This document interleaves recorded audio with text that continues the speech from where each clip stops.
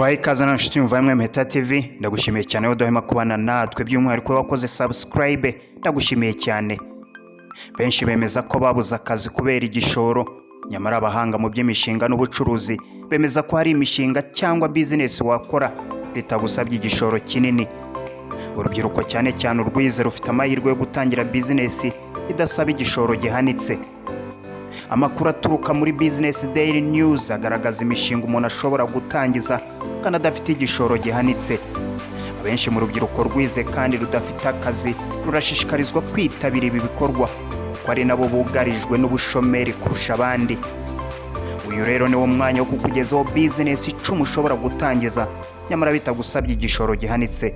Icyo ngusaba ni ukubana natwe kugira ngo tugerane ku musozo, kugira ngo byinshi tukugezaho birushaho kukunogera. Nguhaye ikaze nanone.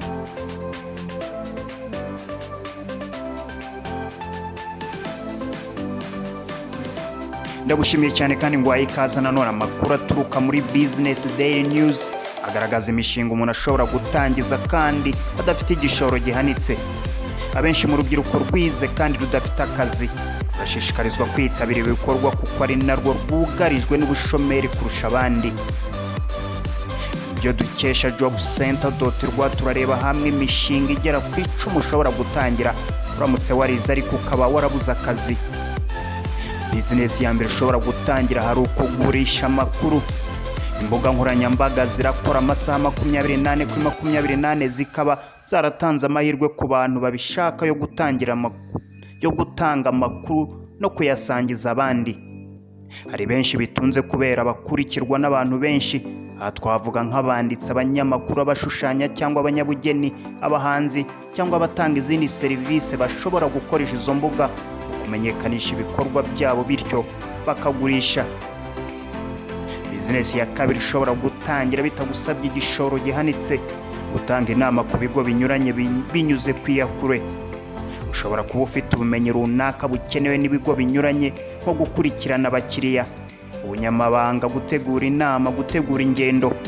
Ibi ukaba wabikora uri mu rugo ariko ukabikorera ibigo bitandukanye. Icyo gihe si ngombwa kubona akazi nk'umukozi uhoraho kuko bakwifashisha iyo bagukeneye gusa.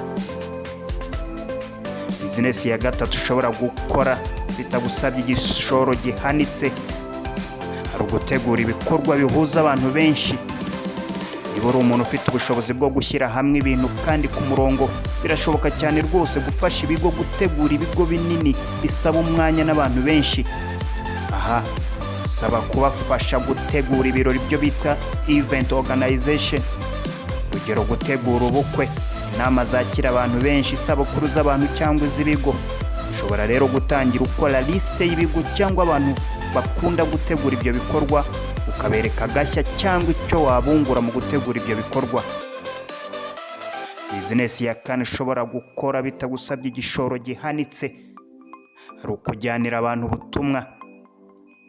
Muri iki gihe turi mu isi irimo kwihuta cyane, abantu benshi babura umwanya wo gukora ibintu byose bakeneye.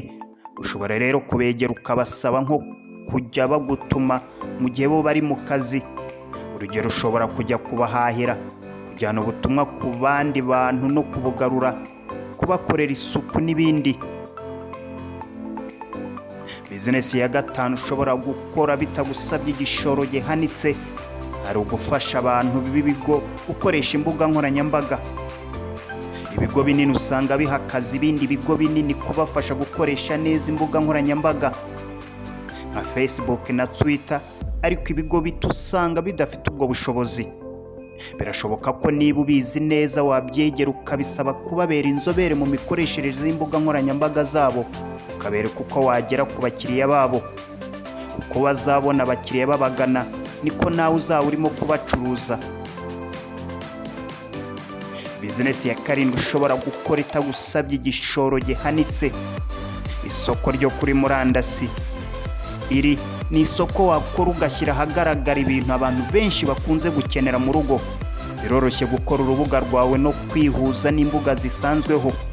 Nta gishoro kinini bisaba, ni ukuba ufite urubuga n'amakuru yo gushyiraho. Mu ntangiriro wakoresha urubuga rutagusaba kwishyura ubukode.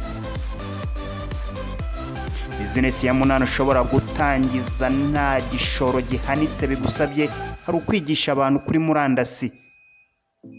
Ese ni ibiki wumva uzi kandi bigushimisha mu buzima? Niba hari ibyo uzi byagufashije mu buzima wafasha n'abandi ukabigisha, icyo gihe ukoresha ishuri ry'iyakure ukigisha abandi. Bigusaba kubanza gushaka abakiriya babikeneye, noneho ukabaha gahunda y'amasomo bakakwishyura.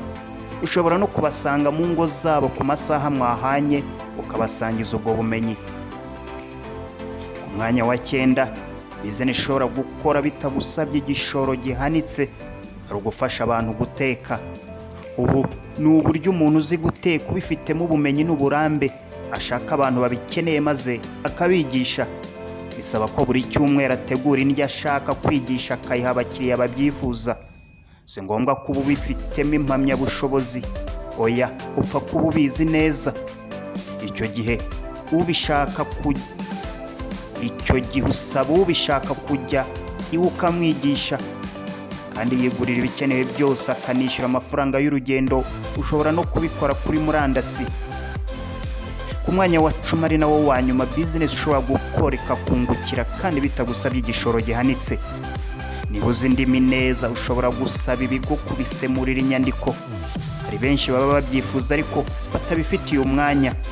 Ushobora rero kubegera ukabibafashamo kandi nta gishoro kindi bigusaba, ni ukumenyekanisha kubizi gusa. Watangira wegera ibigo by'ubucuruzi, amashuri, ibitaro n'inzu zikorerwamo inama. Ndagushimiye cyane wewe utahwemye kubana natwe. Nimba wumva izi business 10 hari icyo zagufasha cyangwa nawe hari igitekerezo wakuramo mu kwihangira imirimo, nugenda utabitweretse muri comment. Kandi nimba uri mushya nagusabye ngo ubanze ukore subscribe ubundi tujye tubasha kwibanira mu biganiro byacu byose. Ndagushimiye cyane, naho utaha.